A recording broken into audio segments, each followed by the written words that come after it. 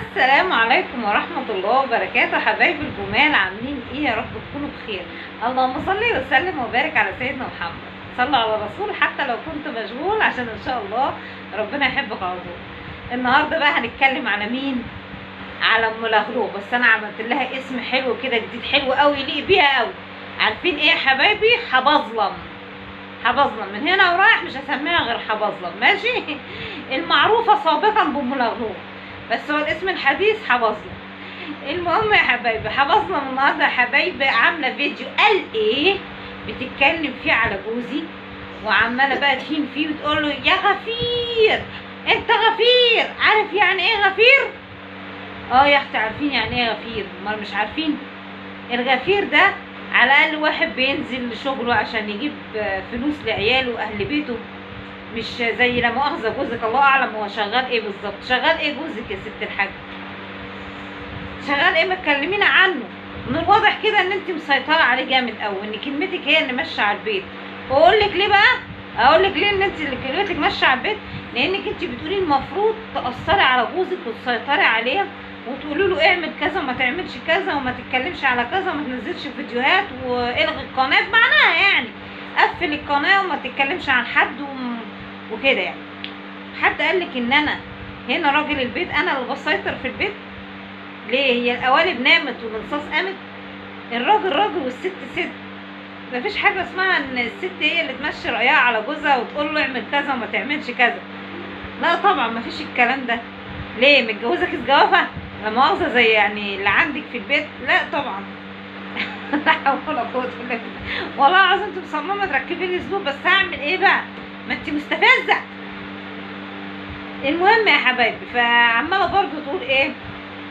اختكم قدمت لكم حاجات كتير قوي، عملت لكم فيديوهات وبتاع، انتوا ما تقدمتوش حاجه. هنقدم ايه؟ مش ياخد الريح من البلاط. هنقدم ايه؟ نقدم لها ايه؟ كانش عندنا حاجه نقدمها. لا مؤاخذه في الكلمه، قبل ما تساعدنا الحاجه فاطمه ومريم وكده كنا قاعدين على البلاط، نقدم لها البلاط؟ مش عارفه انت بتقولي كلام ازاي. نقدم لها ايه؟ وكان في ايدنا حاجه نقدمها لها وما قدمنالاش؟ فانت بتتكلمي وخلاص، عماله تقولي هي بتشقى وبتتعب، ما تقدموا لها. نقدم ايه؟ ايه اللي عندنا قدموها لها؟ وقعدنا كنا نتكلم فيها ونمجد فيها ونقول دي الملكه راحت، الملكه جت، الست هانم راحت، الست هانم جت. في الفتره اللي قبلك لغايه ما حضرتك يا ام لغلوغه ظهرتي كده بسم الله ما شاء الله، وعملتي الفتنه، عملتي فتنه من فواتنك الحلوه دي، اديتي الحقنه المتينه وخليتي الست تطلع علينا وتكرهنا. قعدتي تقولي لها ده عايزه توقع لك قناتك، دي عامله زي اخوات سيدنا يوسف عايزين يمسكوكي كده من ايديكي ورجليكي وهلا هوبا يرموكي في الترعه. يا ست انت طول ما انت وراه والله العظيم مش هتتقدم خطوه قدام.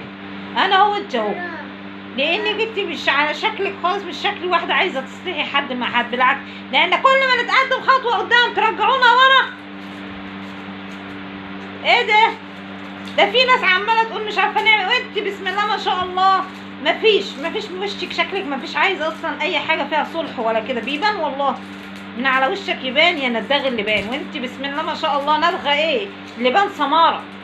ده انت مش ممكن والله العظيم، مش شكل واحده عايزه تصلح خالص، ده انت بتبوظي الدنيا خالص، بتبصي بس بتدمريها خالص والله العظيم.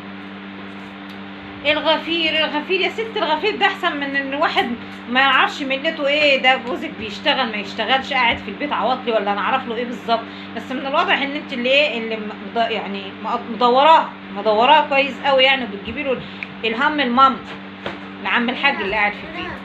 المهم يا حبايبي، وعماله تقارنا بين قنوات تانية مش عايزين نذكر يعني اسامي، وتقول بص هم نضاف، التانيين دول نضاف عاملين زي برضو نونو كده برضه نضيفها زيهم، لكن انتوا يا ست انت بالنبي خليكي قاعده في حالك، واقعدي كده على جنب بقى بصوتك اللي عامل زي المسلسع ده. يا ساتر يا رب. احنا ريا وسكينه، ما احنا ريا وسكينه، انت تبقى ايه؟